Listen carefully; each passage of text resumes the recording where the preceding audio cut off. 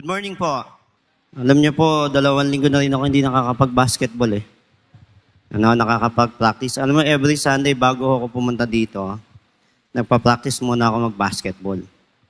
Yun nga lang ho, yung bola ko ho, ay yung mga damit. Tuwing umaga ho, nagsasampay bago pumunta dito. At nakakatuwa ho dahil 2 weeks na po akong hindi nakakapag-basketball. Dahil pangalawang week ko na po ito sa preaching. Dahil hindi ho available o hindi ho kinalugdan ng Panginoon yung schedule ni Kuya Jonel, na-surprise po ako. Nung ako uwi na sa Nueva Ecija, ang approach pa sa akin ni Kuya Jonel, Kuya Joel, busy ka ba? Sabi ko, delikado to. Parang may threat. So, sa biyaya ng Panginoon, ang puhunan lang ho natin ay pagsunod. So, kung sa sariling katalinuhan lang ho, hindi ho ako matalino. In fact, nahihirapan niya akong umunawa ng English dito sa Bible. Pero pinaglalabanan ho natin sa biyaya ho ng Panginoon. So umagang ito, tayo ho ay mag-aaral ng salita ng Diyos. Last Sunday po, ang preaching po natin is about yung tatlo, the prodigal son, yung father, at saka ho yung firstborn. So, tayo muna ho tayo, buksan ho natin ang ating Bible in the book of Job, beginning to Job chapter 1, beginning to verse 1 up to 3. Tatlo na lang po basahin natin. Kasi kung babasahin ho natin, masyadong mahaba. Okay? Are you with me? Wala po dyan. Okay? Nakita na po? Okay. There was a man in the land of Uz whose name was Job. And that man was perfect and upright, and one feared God and eschewed evil. So may isang lalaki sa lupain ng Uz, ang pangalan niya ay Job. Siya ay isang sakdal at matuwid. Siya ay natatakot sa Diyos at humihiwalay sa masamang gawain. And number 2, and there were born unto him 7 sons and 3 daughters. Meron po siyang 3 anak na babae at 7 anak na lalaki. Verse 3, his substance also was 7,000 sheep. May 7,000 pong tupa. Okay? And 3,000 camels. Napakahalaga po during that time na meron po kayong camel. Dahil nung panahon po na yun po yung ginagamit nilang means ng transportation. Okay? Sa panahon natin, ang ginagamit na tayo, marami na tayong pwedeng gamitin niya, motor, jeep, meron tayong mga sasakyan na kung saan tayo gustong pumunta, makakapunta tayo. And 500 yoke of oxen, may baka, and 500 she-asses. Magkatuwang po ito, and a very great household. Sinabi pong very great household, napakasayang pamumuhay na meron sila, itong pamilyang ito. So that this man was the greatest of all men in the East. So itong lalaking ito po yung pinaka-greatest na tao doon po sa land of Uz, sa East. Diba? North, South, East, West. Pag tinignan nyo po doon sa Promised Land, malapit po sila sa may katubigan. Okay? East. Okay? So, tayo po'y manalangin. Panginoon Diyos, takila naming Ama sa umagang ito. Muli, kami nagpapasalamat, Panginoon, sa pagkakataon na kami po ay mananambahan sa umagang ito. Panalangin namin patuloy, Panginoon, ang aming mga kapatid na nasa daan. Kayo pong mag-ingat, gabayan sila, Panginoon. Makarating po ng maayos at ligtas sa iyong bahay-sambahan. Amin din pong panalangin sa aming kalagitnaan. Kami po ay lumalapit sa inyo, humihingi ng tawad sa aming mga nagawang kasalanan. Panalangin po namin, Panginoon, kami inyong mapatawad sa mga liko naming mga gawain na nagawa, sa mga baluktot na ugali na meron kami, Panginoon. Sa umagang ito, amin din pong panalangin na buksan niyo po ang aming kaunawaan sa iyong salita. Nang sa gayon po, Panginoon, amin pong maunawaan ng maayos at magkaroon po kami ng karunungan na nagmumula sa inyo. Gayun din po, Panginoon, buksan niyo rin po ang aming puso na handang tumanggap ng rebuke. Maging handa rin pong tumanggap ng pagpapala na nagmumula sa inyo sa pamamagitan ng iyong salita. Amin din pong panalangin sa umagang ito, amin pong inilalapit ang aming sarili. Nawa po, Panginoon, lahat po ng aming maririnig, ito po ay tumimo sa aming puso, Panginoon. Gayun din po ang inyong lingkod, gamitin nyo lamang pong sisidlan na walang laman. Nang sa gayon po, Panginoon, dumaloy po ito ng walang halong salita na nagmumula sa akin. Bagkos, Panginoon, yung salita na nagmumula sa inyo. Gabayan niyo po ang bawat isa. Nawa po, Panginoon, na kayo po ang lumukob. Gamitin niyo lang po ang inyong Holy Spirit sa amin, Panginoon. Sa umagang ito, amin pong ipinagpapasalamat ang lahat ng bagay at pinupuri ka namin. At sa amin pong pag-aaral sa buhay ni Hope, nawa po, Panginoon, marami kaming mapulot na kung saan ito po ay aming maging sandata sa mga susunod pang mga panahon. Salamat po, Ama. Ang lahat ng isama na lang, in Jesus' name we pray. Amen. Pwede na po tayo magsiupo. Ano ho? Dito ho, ang title po natin, si Hope, the greatest of all, the man in the east. Siya po yung pinaka. Pag sinabi pong perfect, pinakasakdal, at pinakamatuwid. Perfect and upright. Okay? So, alam niyo po, pag-aaralan natin yung buhay ni Job. Ano? Sabi po dyan, ito na po, diretso na po agad tayo sa unang point, the time of Jacob. Ilalagay po natin yung sarili natin sa panahon ni Jacob, ni Job. Ano? Ilalagay po natin yung sarili natin sa panahon ni Job. Una ho, ang alamin po natin yung kanyang loyalty. Ano ho? Yung pagiging matapat po niya sa Panginoon, sa panahon po na siya ay nabubuhay. Ang sabi po dyan, Job chapter 1, verse 1, there was a man in the land of Uz whose name was Job. That man was perfect and upright. Tingnan niyo po, perfecto at matuwid sa panahon na yan. Ano ho?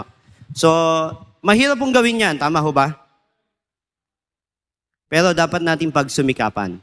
Kasi nga si Job nagawa eh. Ano ho? Paano natin magagawa yon? Yung pagiging loyal sa Panginoon. Ano ho? So marami hong way.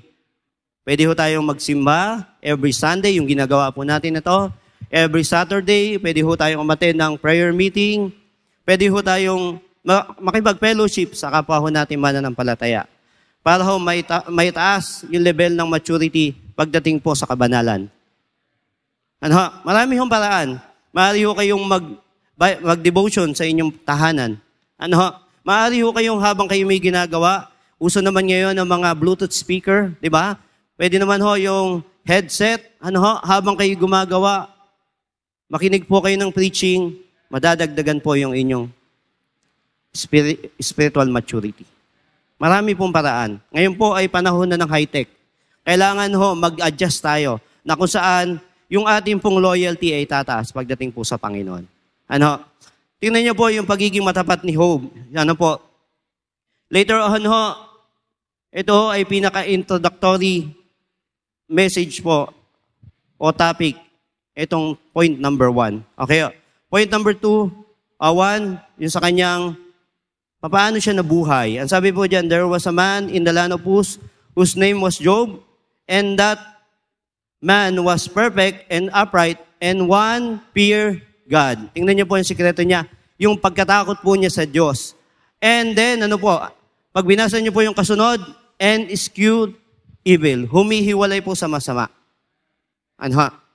Yun po yung naging pamantayan o yung sandata ni Job. Na siya po ay humihiwalay sa masama. Kapag alam na po niyang masama, siya po ay lumalayo na. Ano ha? At syempre ho, hindi nyo yung magagawa kung wala po kayong takot sa Diyos. Ano ha? O takot sa asawang meron. Ano ha? Takot sa anak. Ano? Ang importante ho, kailangan matakot tayo sa Diyos. Ano? Mabilis lang po ito. Ngayon ho ay 9:58. Matatapos po tayo ng 10:58. Okay? Letter C. Sa time po ni Job, ito po yung buhay niya. Okay? Yung pong binasa natin, Job was a man in the land of Uz whose name was Job. Pangalan po niya ay Job. Taga-land of Uz po siya. Ano?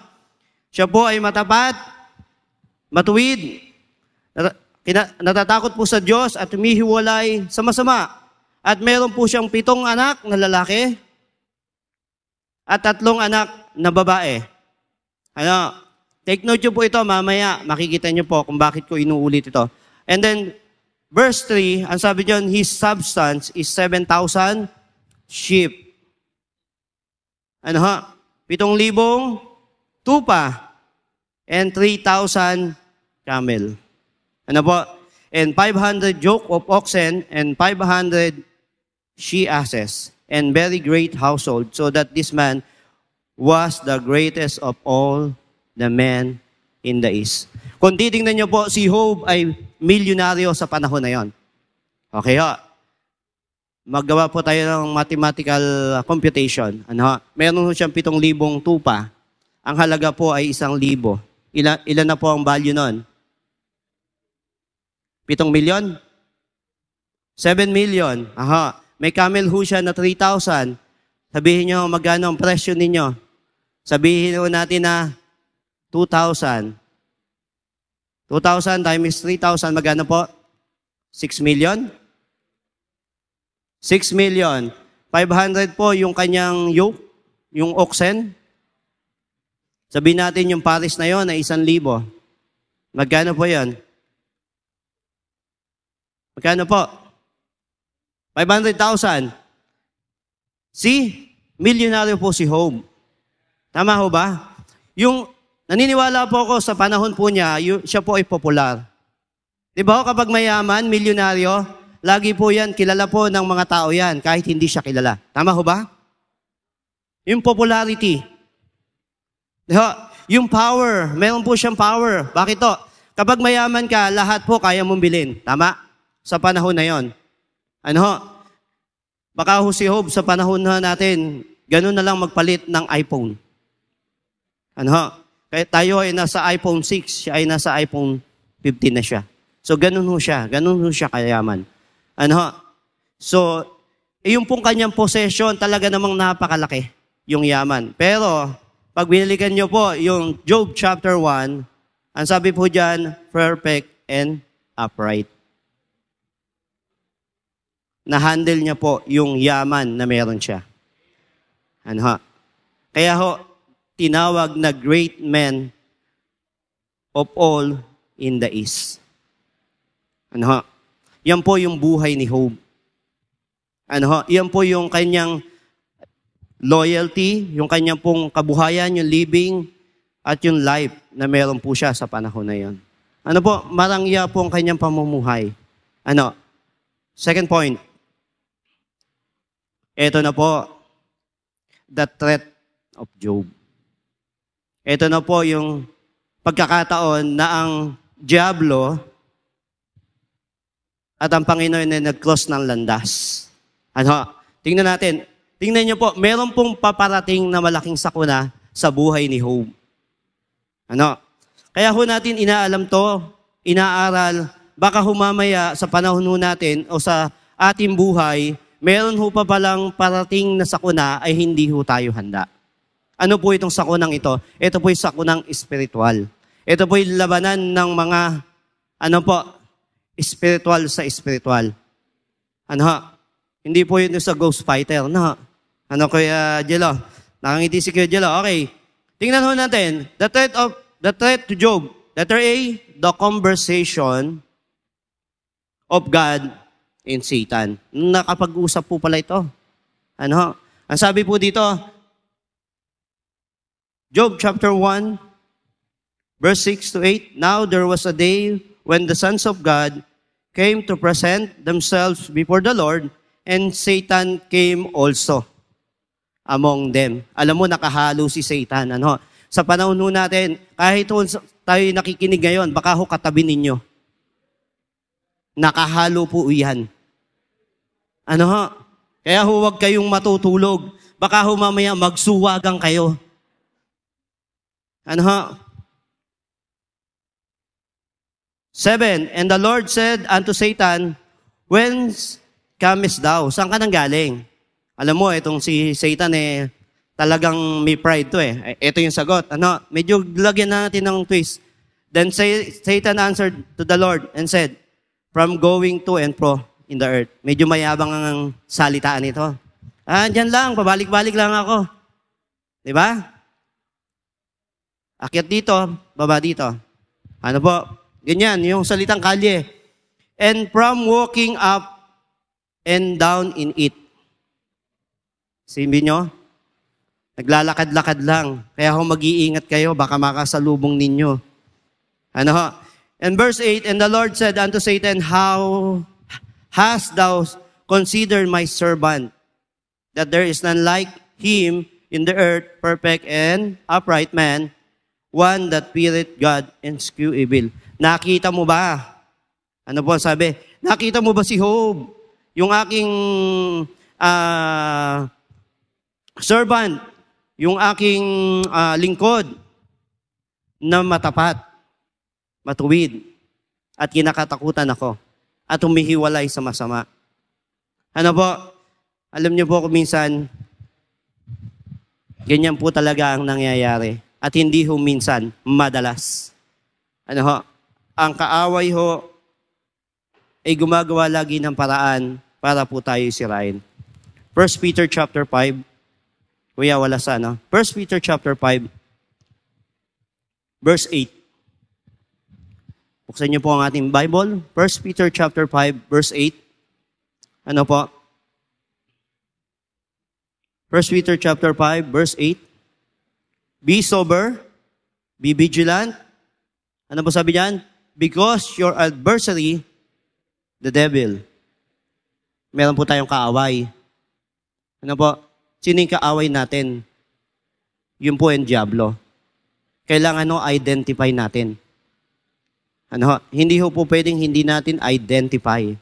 Paano tayo makakaiwas kung hindi natin identify yung ating kaaway? Ang sabi po dyan, as a roaring lion, walk it about. Kaya nga yung sinasabi ka na, palakad-lakad lang seeking whom he may devour. Baka humamaya makita kayo na kayo'y nangihina, kayo po yung aatakihin. Si Job ay malakas, pero inatake pa din po. Alam niyo po yung talatang ito is about sa pastor, kapag binasa ninyo. Bakit to ang pastor ang unang tinatarget? Kasi po yun na yung malayo ang narating.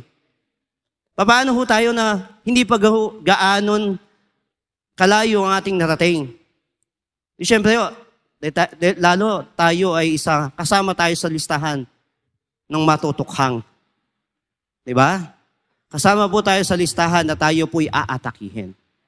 Ephesians chapter 6, verse 10.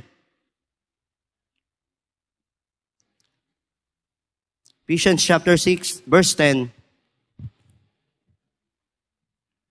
Sabi po dyan, finally, my brethren, be strong in the Lord and in the power of His might. Magpakalakas po tayo. Magpakalakas po tayo kanino? Sa kapangyarihan ng Diyos. Verse 11, ang sabi po niyan, for we put on the whole armor of God. Ano po? That ye may able to stand against the wiles of the devils. Yung wiles po, yan po yung atake ng Diyos, ng devil sa atin. Wiles. Kaya kung tayo ay hindi magiging matatag, mula araw ng linggo hanggang sa araw ng linggo uli, baka sa susunod linggo wala po tayo dito. Marami pong ginagamit na paraan ng Diablo. Verse 12. Sabi niya, for we wrestle not against flesh and blood, but against, nakalagay? Principalities, against powers, against ruler of darkness of this world, against spiritual wickedness in high place. Na-identify ho natin yung ating kaaway. Alam po natin na may atake. Ang sabi po dyan, next Wherefore, take unto you the whole armor of God. Alam niyo po, kaya naman pala natin paglabanan dahil may armor. Meron pong adversary, meron pong attack, meron pong armor. Ano po yung armor na yon? Ito po yon, yung Biblia. Hawak nyo lang pala, hindi nyo ginagamit. Diba? Ang sabi po dyan, that ye may able to withstand. Na kayo po ay manatiling nakatayo. Katulad po ni Job, nanatili pong nakatayo. Ang puhunan po niya ay yung takot sa Diyos at saka po yung humihiwalay sa masama. Next slides. 14. Stand therefore, having your loins girt about with truth, and having on the breastplate of righteousness. Alam niyo po, marami yan. Pag sinabi kong kalasag, meron po dito, meron po yan sa ulo. Tama? Bakit ito sa breast? Kasi ang puso, ano po yan? Madali pong ma-deceive. Tama ho ba? Pag nakakita ho ng maganda yan, tiningnan lang nung kanyang nakitang maganda, akala na niya may crush na sa kanya. Assuming, Hindi po ganon. Kaya deceiving ang puso. Okay? Next po, sabi po dyan, 15. And your feet shod with the preparation of the gospel of peace. Pati po paa, meron din po palang dapat isuot. Nang hindi ho tayo ng lakad. Minsan tulog na nga kayo, lakad pa kayo ng lakad. Diba na nanaginip kayo? Nag-hallucinate kayo? Hindi ho pwede lakad ng lakad. Minsan yung lakad na yan, yung may mga nunal sa paa. Minsan Sunday, wala dito. Lakad ng lakad. Sa gawain ng Panginoon, kay tatamad. Pero sa sanlibutan, po? Kahit gaano kataas yung bundok na yan, aakyatin. Pero pagdating sa gawain, 2 step lang hindi makaakyat. Sabi po dyan, verse 16. Sabi po dyan, above all, taking the shield of faith, wherein he shall able to quench at the fiery darts of the wicked. Well, ito pong talatang ito ay lagi niyong narinig. Tama ho ba? Pero I do believe, itong talatang ito, yan din po yung naging sandata ni Job sa panahon po niya. Balik po tayo. Job chapter 2, 1-2, doon po sa ating teksto. And again, there was a day. Alam niyo po, ito pong Job chapter 2, pinapakita ko lang po sa inyo, yung una pong tinanggal sa kanya, yung kanyang substance, yung kanyang kayamanan. Pangalawa hong tinanggal dyan, yun hong kanyang anak. Okay? Dito sa Job chapter 2 verse 1, Job chapter 2 verse 1, ito yung conversation na pagkatapos ng tanggalin lahat yon, tingnan niyo po yung diablo. Kasi instead na si Job ay magalit sa Diyos, nung tinanggal po yung kayamanan at yung anak, lalo pa po itong nagpuri.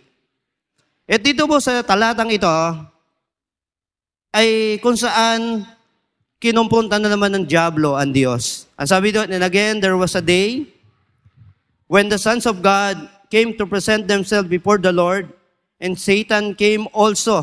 Talagang makulit ito, Hindi naman invited, pero nandiyan.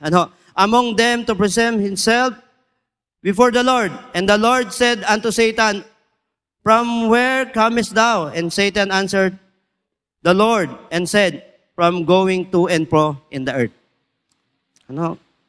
From walking up and down in it. Talagang lagi pong nandun. Tingnan niyo po yung conversation na yan. Okay. Pangalawa, letter B. Ito na po yung challenge. Alam niyo po talagang itong si Satan talagang mahilig to sa yung mangutya Yung gusto may mapatunayan. Yung lingkod na si Job. Ang sabi po dyan, verse 9, Then Satan answered the Lord and said, that Job fear God for naught. Ano ba? Sabi na magagaya sumagot si Satanas sa Panginoon at sinabi, natatakot ba ang walang kabuluhang si Job sa Diyos? Tingnan po, challenge na po ng devil ang Panginoon. Sipin niyo po, naalala ko po, pagkatapos ng Panginoon na siya ay mag-prayer and fasting. Di ba po? Challenge niya po ang Diyos. Maraming beses. Nung siya po ay nagugutom, yung bato gawin mong tinapay. Ano ho? Nung hindi niya ho nadali, dinala niyo sa mataas. Di ba ho? Lahat yan ibibigay ko sa iyo. Pero ang Diyos ay hindi natinag. Ano ho? Verse 10, Has not thou made an hedge about him? Hedge. May H, ano ho? Hindi tayo kapampangan. And about his house, and all about all that he had on every side. Ano ho? Thou hast blessed the work of his hands, and his substance is increased in the land. Alam niyo po, sabi ng Diablo, kaya lang naman nagiging matapat sa iyo yan eh. Kasi pinagpapala mo yung kanyang labor, yung kanyang pinaghihirapan. At dinadagdagan mo yung kanyang kayamanan. Ang sabi po dyan, kasunod, 11, ang sabi po dyan, but put forth thine hand now. Ang sabi po dyan, ngunit pagbuhatan mo siya ng iyong kamay ngayon. Ano? At galawin mo ang lahat ng kanyang tinatangkilik at itatakwil kanya mukhaan. Tingnan niyo po yung challenge. Alam niyo po, sa buhay Kristiyano, minsan may ganyan. Ano ha? Baka mamaya tayo nananambahan dito, tayo pala yung pinag-uusapan ng Diablo at ng Diyos. Oh, yan, si Lester. Kaya lang naman natin yan dahil nandito si Pastor. Di ba? Sabi ko sa iyo, huwag kang mag-expect eh. Di ba? Kaya kailangan lagi tayo handa. Di ba? Nagulat si Lester eh, no? Okay. Tingnan nyo rin po ito. Alam nyo po, itong unang attempt na ito, ay sa chapter 1. Tingnan natin sa chapter 2. Job chapter 2, beginning to 3 and 5. And the Lord said, unto Satan, hast thou considered my servant Job, that there is none like him in the earth?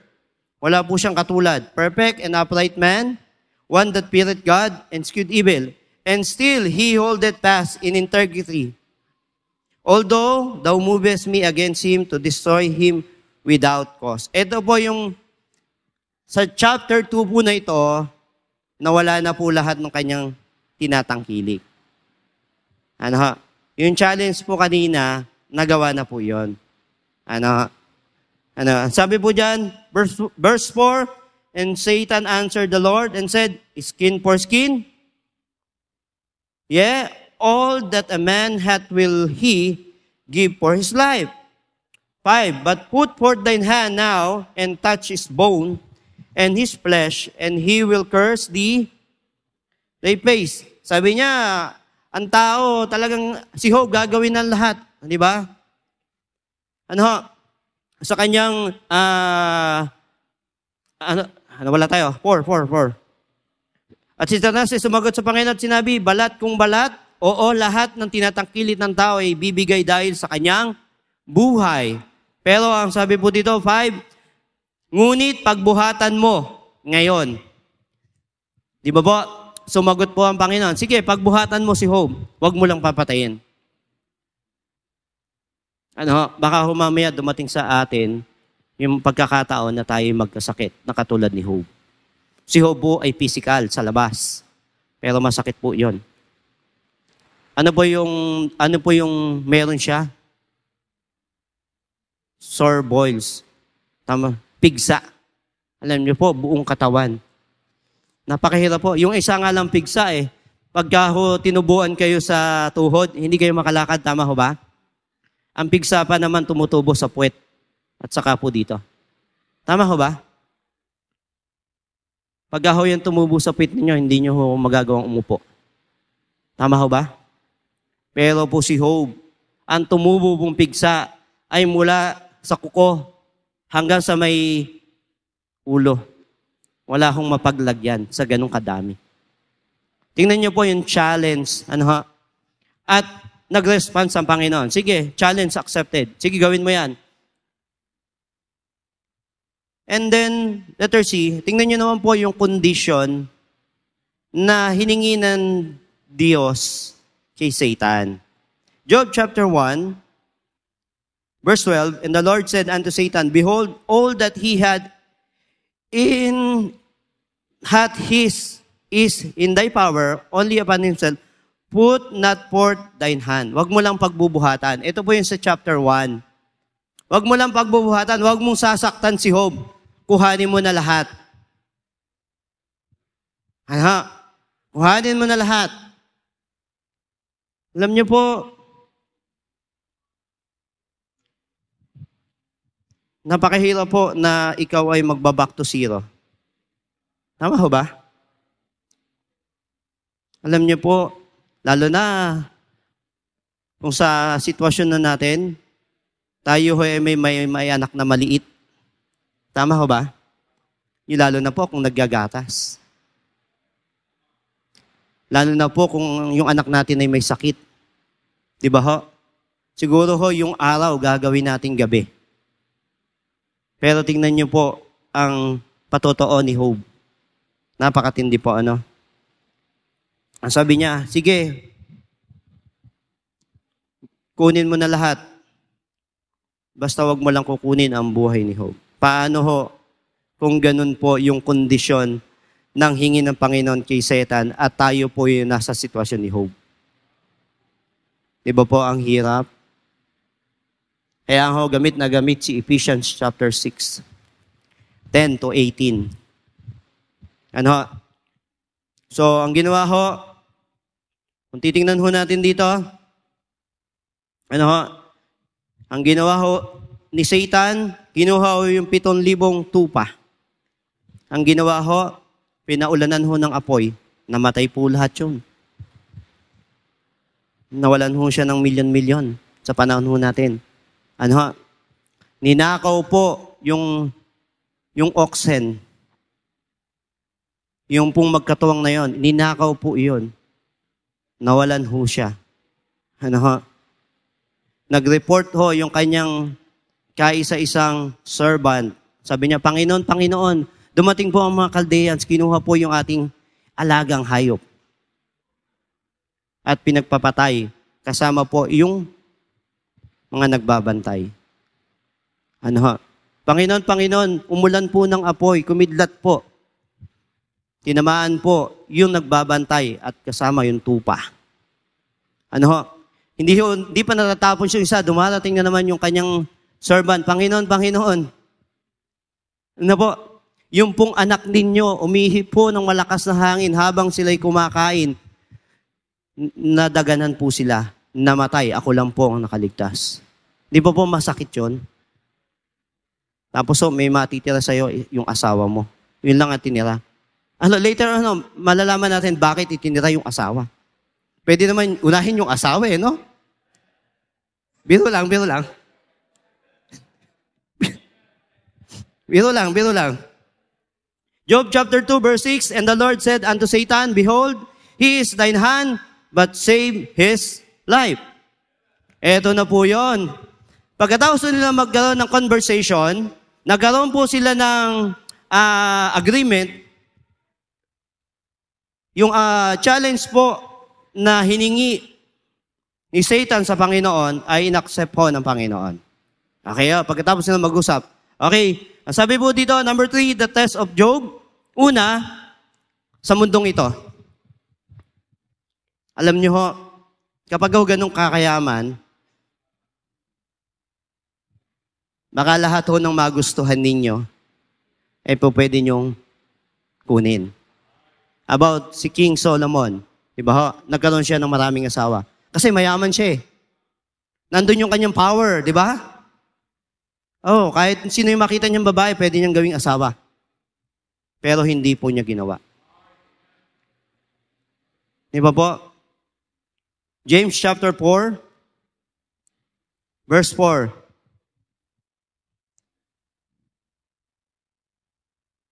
James chapter 4, verse 4. Ang sabi po diyan, ye adulterers and adulteress, di ba? Sabi po diyan, you know that the friendship of the world is enmity with God. Nalalaman niyo ba ang pakikipag-ibigan sa sanlibutan ito ay pakikipag-away sa Diyos? Bakit po? Hihilahin po kayo ng sanlibutan ito at aagawin kayo para sa inyong paglilingkuran sa Diyos. Ano po? Pag sinabi pong ye adulterer and adulteress, hindi po yan pinag-uusapan yung buhay mag-asawa, yung love triangle.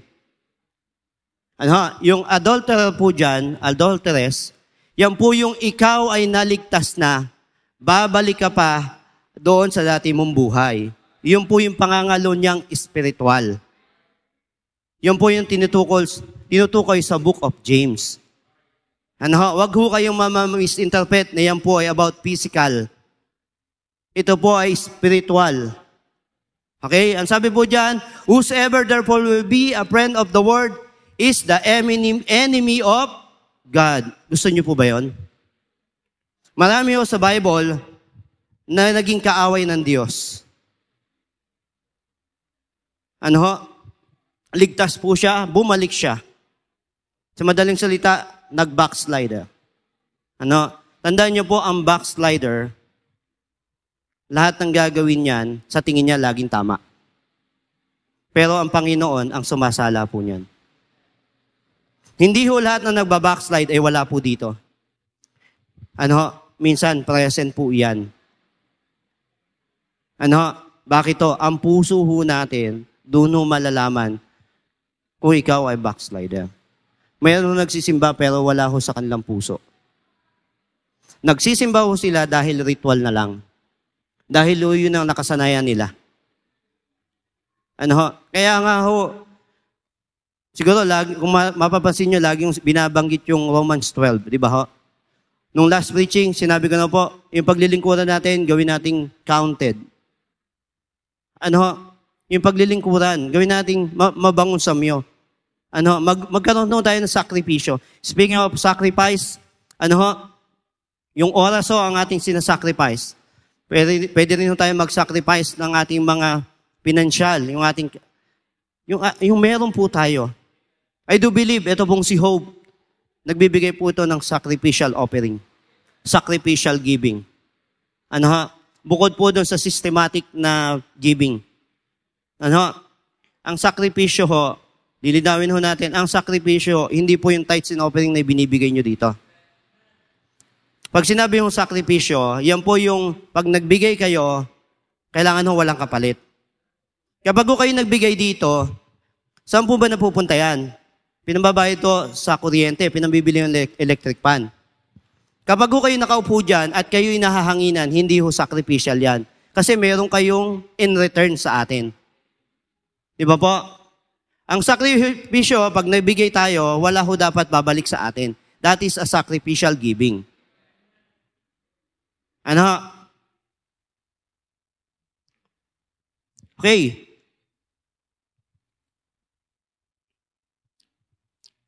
Pangalawa, ng test kay Job ay yung pong kanyang kayamanan. Mahirap po na mawalan. Tama ho ba? Ano ho? Napakayaman ho ng taong ito. May pera. Kapag hindi ho natin kinaya o hindi ho tayo naging mabuting katiwala doon sa yaman na ipinagkaloob sa atin, kukunin po yan ng Diyos. Pero, na-maintain po ni Job yun. Subalit, kinuha dahil po doon sa challenge na hiningi ng Diablo. Ano ho? Kuminsan ho, ano ba yung magiging reaction mo o magiging attitude mo kapag meron ka kinuha ng Diyos? Kuminsan kasi ganyan ng Diyos eh. Pinaparanas sa'yo na mawalan para ma-realize mo kung saan ka nagsimula. Ano ho? Sa atin ho ba may pinanganak na mayaman dito?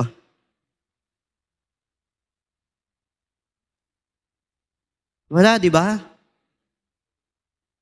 Di ba? Si Lance, baka pinanganak na mayaman, may sa sasakyan Lancer, di ba? Pinanganak na pogi, marami dito. Pinanganak na maganda, marami dito. Ano ho? Wala hong pinanganak na mayaman. Ano ho? Lahat po tayo pinanganak na nakahubad. Hindi ho po pwede si Lance ipinanganak may sing-sing na agad, na gold sa kanyang kamay. May mga bracelet, meron pong mga necklace. Nung pinanganak po tayo, may pinuputol pa nga yung umbilical cord. Yun ho'y patunay na wala hong ipinanganak na mayaman.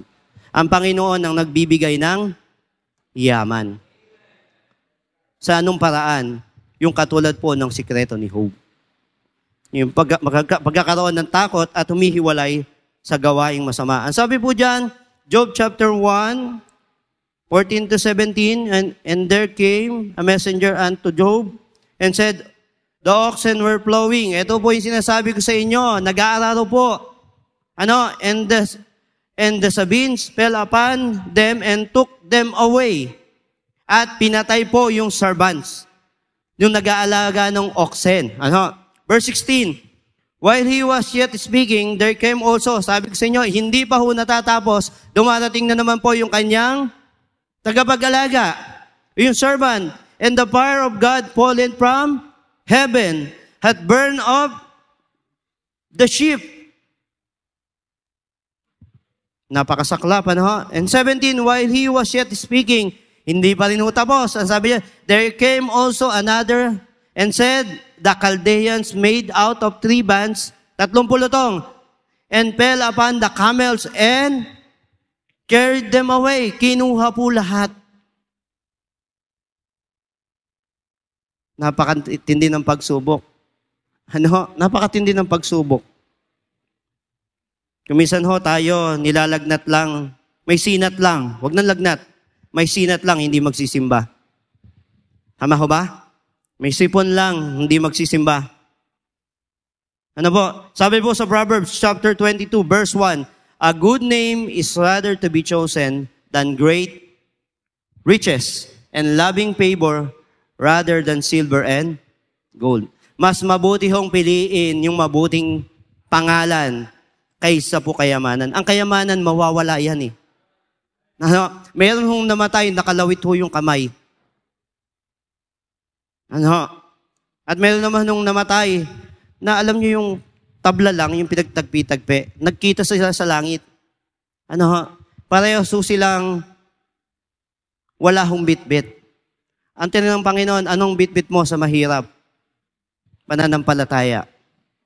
At tinanong po yung mayaman, anong dala mo? Lord, hindi ko na bitbit yung aking kayamanan. Hindi ho pamantayan ng yaman. Na minsan ng tao, sabi po sa Hebrew chapter 9 verse 27, na ang tao ay tinakdang mamatay. Kaya sa sementeryo, may makikita ko kayo dyan na meron hong mahaba, meron hong maiksi, meron hong malapad, at meron hong makitid. Anong ibig sabihin ho? May namamatay ho na mataba, may namamatay na payat. May namamatay yung pong matangkad, at may namamatay pong maliliit. Na yung ibig sabihin ang kamatayan kapag dumating, hindi nyo kayang pigilan. Kahit anong yaman ang meron ka, hindi po yun po pwede. Na ang tao ay tinakdang mamatay, at ang kasunod po nito ay paghuhukom. Mayroon pong mga sementeryo na pinaglalagyan ay naka-tiles. Meron naman pong apartment. Hindi na big deal sa atin kung sa apartment tayo malalagay. O doon sa magandang, tawag doon? Musileo. Ang tao ho ay mamamatay. Ang kailangan ho natin, paglilingkuran. Nakatulad po ng ginawa ni Job. Hey, nasaan na tayo? Eto na ho. Pangatlo, letter C, eto na po. Tinest po siya sa pamamagitan ng kanyang asawa. Okay? Saan po siya unang tines? Yung una, yung kamunduhan, yung worldliness. Pangalawa sa wealth. At pangatlo, wife. Wala na akong maisip na W, kaya wife na lang eh. Kasi wife yung nandito eh. Ano? Alam niyo, minsan, sa paglilingkuran, kapag ang isang tao ay nagiging matapad, yung asawang lalaki, kuminsan yung babae ang ginagamit. Tama ho ba? Dako muna tayo. Romans chapter 5, verse 12. Nagsising ko eh, nagpa-pop in eh. Kanina wala talaga ako blanco eh. So hayaan natin ang Panginoon na mag-flow. Ang sabi po dyan, wherefore as by one man, sin enter into the world. Kanino po? Ito po yung si Adam at si Eve. Ano po? Tingnan niyo po. And death by sin, and so death passed upon all men. For that all have sinned. Sa isang tao, nang dahil sa isang tao, na ang kasalanan ay pumasok, lahat po tayo nagkasala. Sa Genesis po, kung titingnan niyo po, nandun po na si Eva ay na-deceive ng devil. Tama po? Kaya pumasok yung death nang dahil sa kasalanan. At kaya po na-depart ang tao sa Diyos. Kaya nahiwalay because of sin. Nung ang Diyos ay dumating, si Eva ba ang tinawag? Sino po ang tinawag? Si Adam. Kaya mga lalaki, accountability natin yung ating asawang babae. Kung kailangan hindi na, wag na. Joke lang. Kung kailangan pagsabihan. Kung kailangan i-review. Kasi accountability natin sila eh. Ang babae po ay sadyang mahina po talaga. Kaya ang lalaki, dapat habaan talaga ang pasensya. Pero kung minsan, pag naubos na, napupuno din eh, no? Kailangan din kung minsan kalusin. Tama ho ba? Yari tayo mamaya ito pag-uwi, ano? Ang sabi po Job chapter 1, 18-19, while he was yet speaking, there came also another and said, thy son and thy daughters were eating and drinking. Ito po yung tagpo na namatay yung kanyang anak. Masakit po ito para sa kanyang asawa. Kaya inilagay ko yan. Kaya minsan, tayong mga lalaki, kailangan unawain din natin sila. Kung minsan kasi nakakapagsalita yan dahil sa bugso ng damdamin. Tama ho? Ang sabi po dyan, and behold, there came a great wind from the wilderness, and smote the four corners of the house, and fell upon the young men, and they are dead, and I only am escaped alone to tell thee. Ako lang po yung natira para sabihin ito. Ang sabi po dyan, tatalon tayo. Job chapter 2, 7-10. So when Satan poured from the presence of the Lord, and smote Job with sore boils. Dito na natrigger yung asawa. Siguro alam niya naman pipigsa, nakakahawa. So, medyo nag-aalala din siguro, baka mahawa. Huwag kang mag-alala, hindi ka matapat. Diba? From the sole, from his foot, unto his crown. Natatawa tuloy ako kay Ging eh. And took him a potsherd to scrap himself withal, and he sat down among the ashes. Tuloy po natin. And 9, ito na po. Dahil sa punong-puno na yung asawa, Then said his wife unto him, dost thou still remain? Mananatili pa rin ba yung pagiging mong matapat? Ang sabi niya, isumpa mo na yung Diyos mo at ikaw ay mamatay. Isipin mo, gusto palang mamatay nung asawang babae, si Job. Di ba? Kuminsan gano'n ang babae. Kapag yan ay bugso ng damdamin, kapag yan lumabas, parang Armalite, tat. Di ba? Kaya tayo, dapat maging absorber tayo. Pastor, may death threat na tayo mamaya dito. But he said unto her, Thou speakest as one of the foolish woman speaketh. Tingnan niyo po yung attitude naman ni Job. What shall we receive? Good at the hands of God, and shall we not receive evil? Sa mabubuti lang ba tayo magpapasalamat? Hindi ba tayo magpapasalamat sa mga masasamang nangyayari sa atin? Tingnan niyo po yung attitude ni Job. Kung minsan ito tatandaan natin lagi. Madalas po, kung sino pa yung ating pamilya, sino yung malapit sa atin, yun yung ginagamit po para po tayo ay ites. Hindi po pwede yung kapitbahay mo ang gamitin. Mostly, yung pong kakilala mo. Bakit? Kasi kabisado ka niyan eh. Yan yung palagi mong kasama. Tama ho ba? Grabe, no? Sipin mo yung asawang babae ang ginagamit. At hindi lang ho asawa kuminsan. Maaari ho yung anak. Maaari ho yung biyanan. Damay na natin biyanan. Minsan ho ang kaibigan. Di ba ho? Tingnan niyo po yung test na dumating kay Job. Napakatindi po nun. Napakarami pong test na dumaraan sa buhay natin. Kapag ho tayo ay nakalagpas doon, masasabi ho natin na tayo matatag. Di ba ho? Ang isang puno, kapag dinaanan ho ng bagyo, at sa paligid niya ay maraming puno, kapag ikaw ay natirang nakatayo, sasabihin mo, napakatatag mo. Di ba po? Di ba po?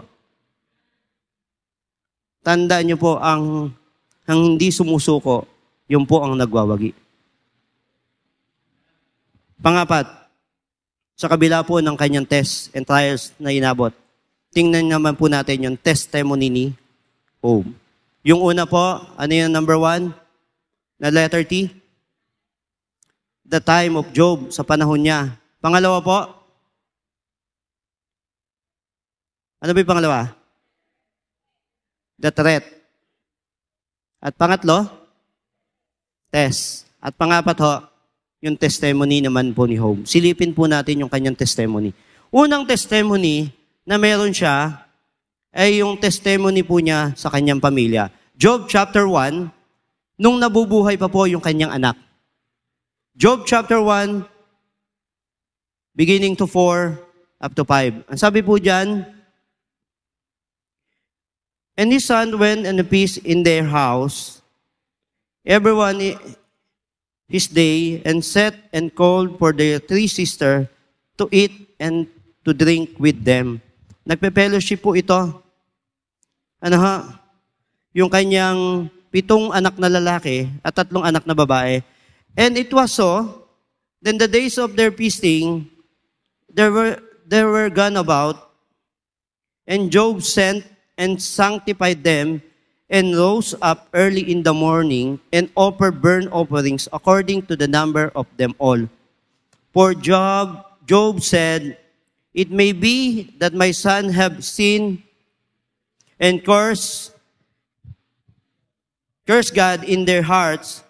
Thus did Job continually. Alam niyo po, feeling po niya nung nagpe-fellowship po yung kanyang anak, nagkakasala po yan. Ang ginawa ho ni Job, gumising siya ng maaga at nagkaroon po siya ng sacrificial na offering. Sa Leviticus ho, may iba-iba hong offering. May tinatawag ho na peace offering, sacrificial, at kung ano-ano po pong sacrifice. Nung pakiramdam ho ni Job na nagkakasala yung kanyang anak, siya po yung tumayo.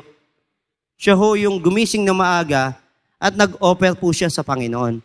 Take note, ang in-offer po niya, kung ilan po yung anak niya, ganun po kadami. Tingnan niyo po yung testimony ni Job. What a great father. Sa tahanan po talaga, kailangan po ang testimony ay magsisimula sa ama. Naalala ko po tuloy yung Alam niyo po, kapag ho kayo nagka-anak, yung maliit na makulit, at nandiyan po yung biyanan ninyo. Ano ho? Kapag ho nagkamali iyon, at pinagalitan na tinama natin, at pinalo natin, huwag niyong papaluin sa harapan ng inyong biyanan.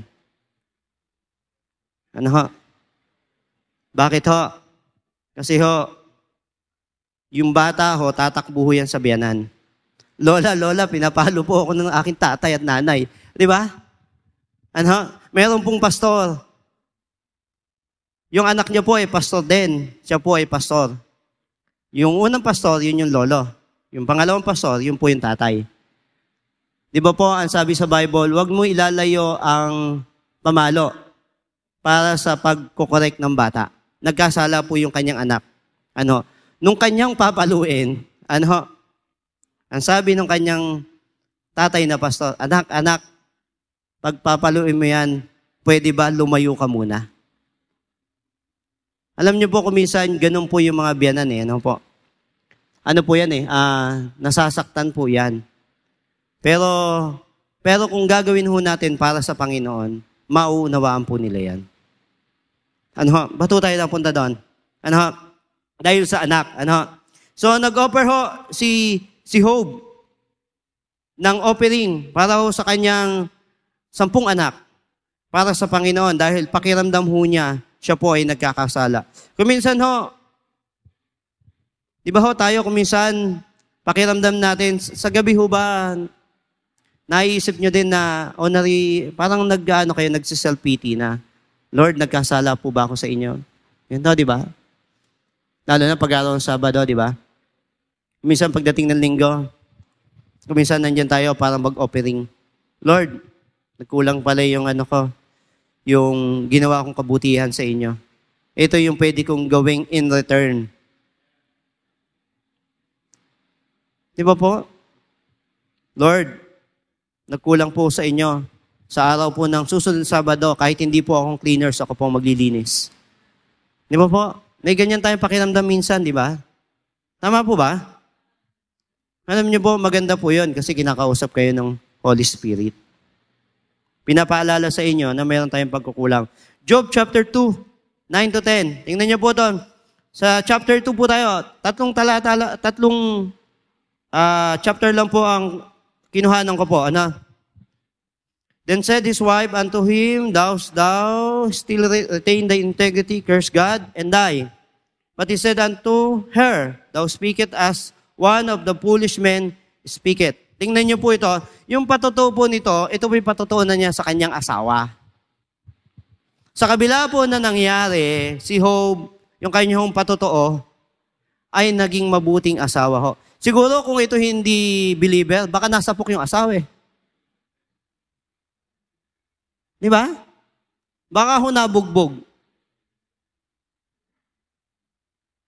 Isipin niyo po, napakaganda ho ng kanyang patutuo. Alam niyo po, nirebuke ni Job yung kanyang asawa. Bakit? Puro magaganda lang ba ang pwede nating ipagpasalamat?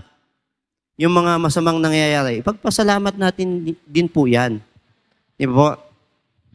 And letter B, testimony to his friend.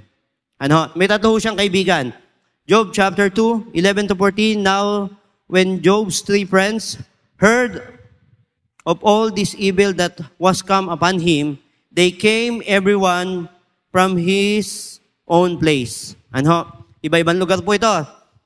Si Eliphaz, the Temanite, si Bildad, the Shuhite ba to? And Zophar, the Naamanite. Iba-iba po itong lugar. Verse 12. And when they lifted up their eyes afar off, malayo pa lang ho, and knew him not. Hindi ho nakilala si Job. Kasi ang dami nung pigsa. They lifted up their voice and wept, and they rent everyone his mantle and sprinkled dust upon their heads toward heaven. So they sat down with him upon the ground 7 days and 7 nights, and none spake a word unto him. Isipin niyo po, 7 araw nilang kasama. 7 araw at 7 gabi. Pero wala ho silang narinig na salita kay Job. Salitang hindi maganda. Just imagine, siguro kung ikaw ay nagsasuffer ng ganito, hindi ho ganito ang attitude natin. 7 araw, just imagine, hindi ho nagsalita. For they saw that his grief was very great. Ano po yon? Yung kanyang paghihirap, ay talagang, napakalaki. Sipin niyo po, buong katawan, kahirap. Sipin niyo po. Alam niyo po, mayroon pa pong testimony dito eh. Pag binasa niyo po, yung pong Job chapter 3, pataas, hanggang 41. Dito daw po nagkakaroon ng sagutan si Job at yung pong 3 niyang kaibigan. Ang sinasabi po ng kanyang kaibigan, Job, pinaratangan siya, Job, kaya siguro nangyayari yung mga bagay na yan dahil ikaw ay may ginawang kasalanan. Sumagot si Job, ang sabi niya, wala akong ginawang kasalanan. Kuminsan ho, ganun.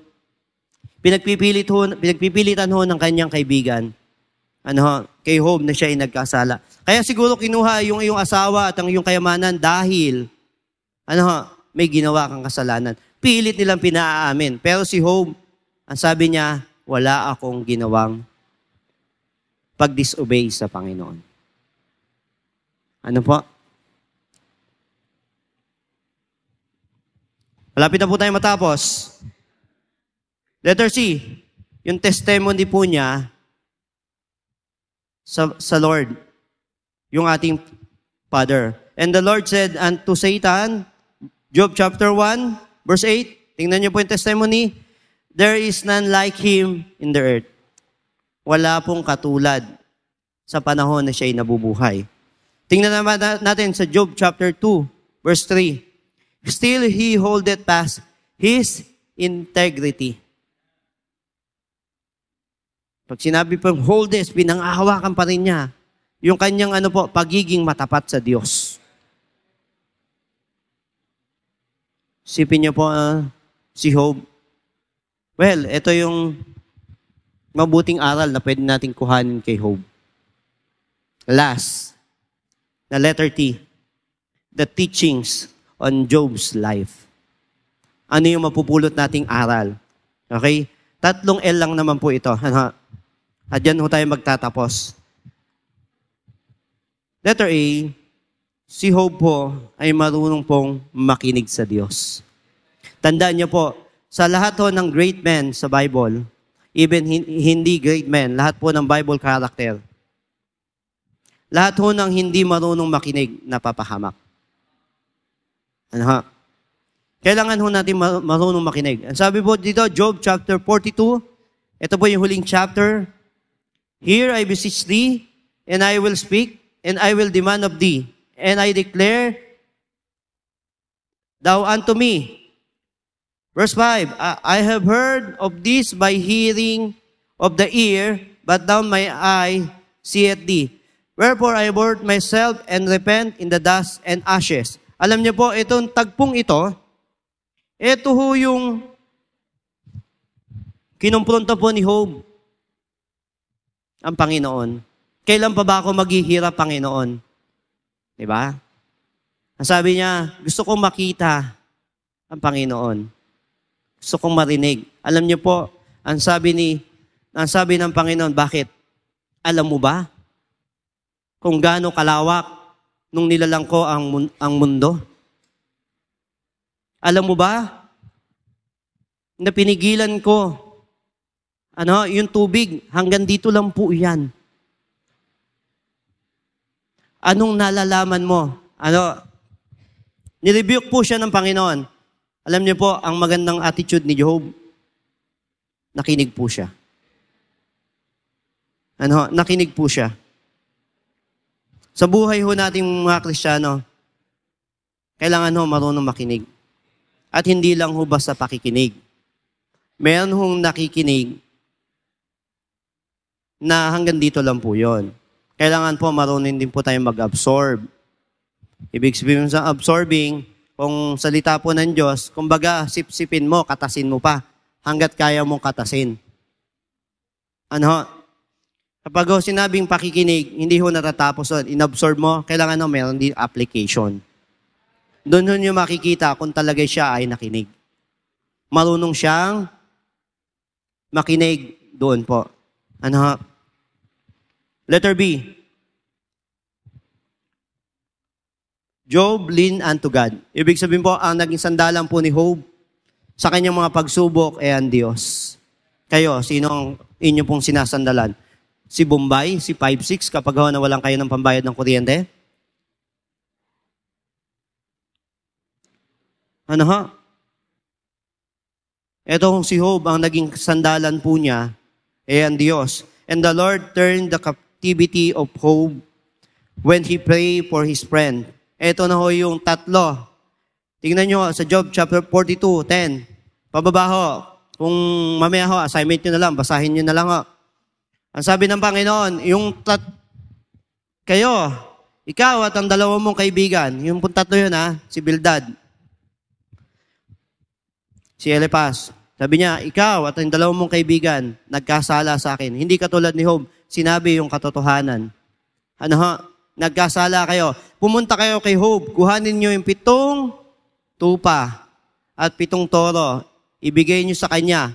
Siya ang maghahain sa akin, baka patawarin ko kayo. Tingnan nyo po. Sipin nyo, yung favor ng Panginoon ay na kay Job. Alam nyo po, hindi ho nyo makukuha ang favor ng Panginoon kung hindi kayo nakasandal sa Panginoon.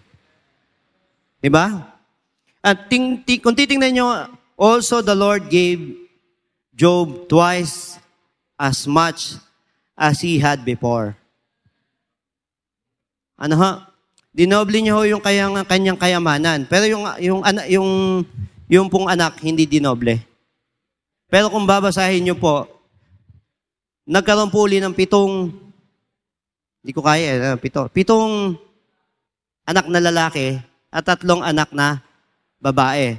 Pero kung babasahin nyo po dyan, yun po yung pinakamaganda sa panahon na yan, sa buong lupain. Isipin nyo po, binigyan ng Panginoon ng best. Kasi sinuklian ng Panginoon yung best na paglilingkuran ni Job. Okay? Panghuli, Job lived with God. Job chapter 42:16-17, after this lived Job 140 years. 140 years. And so his son, nakita niyo po yung kanyang anak? Yung anak po ng kanyang anak. Hanggang sa 4th generation, nakita po ni Job. Isipin niyo po, so Job died being old. Alam niyo po, tama po yung sa Deuteronomy 29:11 no? Na kung gusto mong humaba ang iyong buhay, maging masunurin ka sa iyong magulang. Ano ha? Si Job po ay naging masunurin sa Diyos. Kaya ang sabi po dyan, so Job died being old and full of days. Hindi po agad pinauwi ng Diyos. No? Yung mga pasaway ho talaga, kapag ikaw ay nagpasaway, baka kunin ka ng mas maaga. Kumbaga, hindi mo pa maturity, kukuhanin ka na. Ibig sabihin ng maturity, yung buhay mo, hindi pa yung full grown. Baka batang-bata pa lang kunin ka na. Ano? So ano po yung mga aral na makukuha natin? Ito po yung, bibigay ko po sa inyo yung ating balangkas. Ano ho? The time of Job, yung kanyang loyalty, yung kanyang living, yung kanyang pong buhay. The threat of Job, yung conversation po ng Diyos at ni Satan. Yung challenge po ni Satan sa Panginoon. Yung condition po na hiningi ng Diyos kay Satan. At ito po yung test kay Job. Yung pong sanlibutan, yung kanyang pong wealth, at yung kanyang asawa. At pangapat po, yung kanyang testimony sa kanyang pamilya, sa kanyang friend, sa kanyang patay o father. And ano po yung makukuha natin? Yung teaching sa buhay ni Job. Nakinig po siya, nag-lean unto God, sumandal po siya sa Panginoon, at namuhay po siya nakasama ang Diyos. So, yan po yung naging aral ni Job sa panahon po natin. Okay? So, salamat po. Tayo po tayo po'y mananalangin. Sakto po, 10:59. Okay, manalangin tayo. Panginoon Diyos, dakila naming Ama, salamat po Panginoon sa buhay ni Job. Salamat po, hindi man po kami nakarating sa time ni Job. Pero ipinakita niyo po Panginoon kung paano naging loyal si Job. Paano po siya namuhay at ano ang kanyang buhay. Salamat po Panginoon. Nawa po Panginoon sa umagang ito, ay kami ay na-touch ng iyong salita. Kinausap niyo po ang bawat isa. Salamat po Panginoon dahil napakabuti po ninyo. Sa pagpapatuloy po, tatawagin ko po ang ating pastor para po sa invitation. The Bible tells us, sa panahon ni Job, nabuhay siya ng matuwid. Ngayon, ang nabubuhay tayo naman, kumusta ka kapatid? Anong pamumuhay ang ibinubuhay mo o pamumuhay sa oras natin? Sinisikap ba nating mamuhay ng matuwid at may takot sa Diyos? Sinisikap ba nating layuan ng masama? Noong panahon ni Job, nagsumikap siya na gawin ito. How about us? Meron ba tayong pagsusumikap na huwag tayong ma-impluwensya ng sanlibutan? Meron ba tayong pagsusumikap na layuan ng masama? Meron ba tayong pagsusumikap na layuan ng mga chismis? Ang mga kasiraan na sinasabi ng ating kapwa na ating pinapakinggan o nilalayuan natin? Kumusta tayo ngayon sa panahon natin? Meron ba tayong pagsusumikap para sa kabanalan? You talk to God. Come on. You talk to God.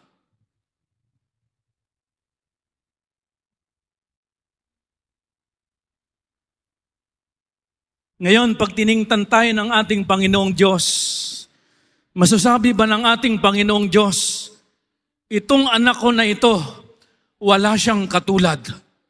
When we talk about faithfulness sa giving, when we talk about faithfulness sa pag-attend, when we talk about pag-attend ng prayer meeting, when we talk about fulfilling your first fruit, wala siyang katulad. Huwag po tayong magpakaang-kaang sa panahon natin dahil ang panahon ay pasama ng pasama. Huwag tayong pakaang-kaang na puro cellphone lamang ang ating dinudot-dot araw-araw. Dapat din nating dut-dutin ang ating Biblia at magbasa nito. Dapat din nating dut-dutin ang panalangin ng buhay natin. Dapat din nating dut-dutin ng pagdalo sa pananambahan ng buhay natin. Huwag puro cellphone ang ating dinudot-dot. Ilalayo niyan tayo sa kabanalan. You talk to God. At sabi ng Biblia, baka tayo na ang pinag-uusapan, nakikipag-bargain na si Satan para wasakin ang buhay natin. Dahil sasabihin ni Satan, madaling fray ito, madaling bihag ito. Come on, church. Be like Job. Ama naming Diyos na makapangyarihan sa lahat, sa mundong ito ng pasama, naghahanap kayo pa rin ng katulad ni Job. Na hanggang sa huli, nag-stand siya, hinawakan niya ang buhay niya with integrity, sa tulong at biyaya niyo, sa awa at sa inyong kabutihan at faithfulness, magagawa namin ito. Tulungan niyo kami, Panginoon, dahil wala kang may magagawa kung wala kayo.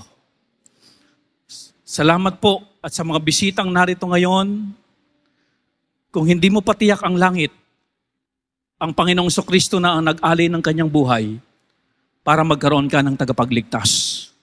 Si Kristo ang tagapagligtas. Ni kailanman wala tayong mababasa sa Biblia na ang relihiyon ang nagsakripisyo at nagbayad ng ating kasalanan dahil walang anumang relihiyon ang pwedeng magligtas sa iyo Tanging si Kristo lang. Ni kailan na hindi kayang bayaran ng mabubuting gawa natin ang ating kasalanan, si Kristo ang nagbayad ng ating kasalanan. Therefore, si Kristo ang ating kailangan bilang tagapagligtas. Ama naming Diyos na makapangyarihan sa lahat, pinupuri ka namin at pinasasalamatan. Dinggin mo nawa ang aming mga panalangin. May panahon si Job at yung oras ay nasa amin ngayon. Panahon namin, Panginoon. Tulungan niyo kami, Panginoon, na magsikap, na mamuhay, na may integridad, na mamuhay, na may takot sa inyo, na mamuhay, Panginoon, na iniiwasan ang kasalanan. Salamat po sa pangalan ng Panginoong Hesus. Amen.